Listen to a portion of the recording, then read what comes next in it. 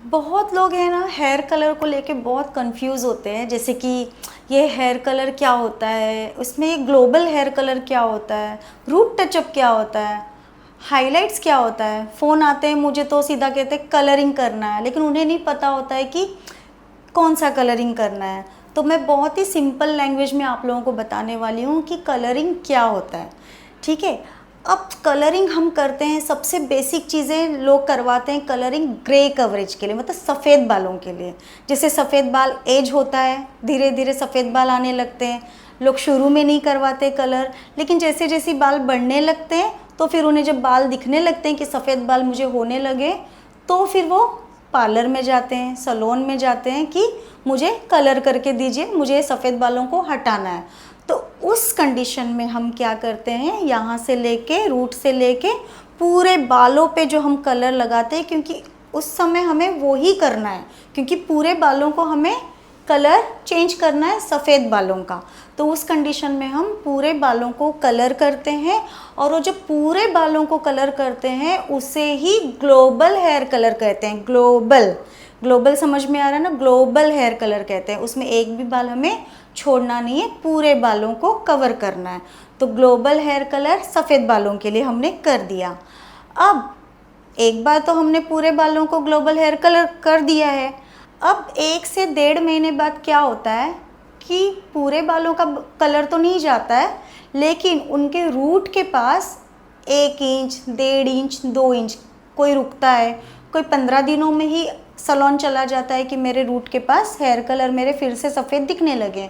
कोई 1 महीने बाद जाता है कि नहीं मैं थोड़ा और रुकती हूँ। कोई 2 महीने बाद जाता है। तो उस कंडीशन में किसी का आधा इंच बड़ा होता है, किसी का 1 इंच बड़ा होता है, किसी का 1.5 इंच यहाँ रूट के पास फिर से हेयर कलर सफ़ेद दिखने लगते हैं। पूरे बालों के कलर नहीं जाते हैं, क्योंकि हमने उन्हें परमानेंट हेयर कलर करके दिया हुआ है।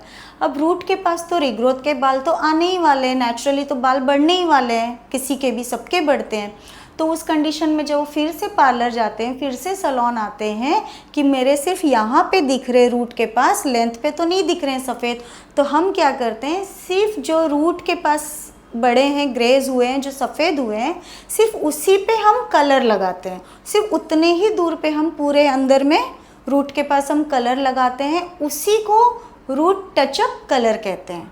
तीसरा है, जैसे आपने देखा global hair colour, grey coverage थोड़ी ज़रूरत की चीज़ है कि नहीं, सफ़ेद नहीं चाहिए।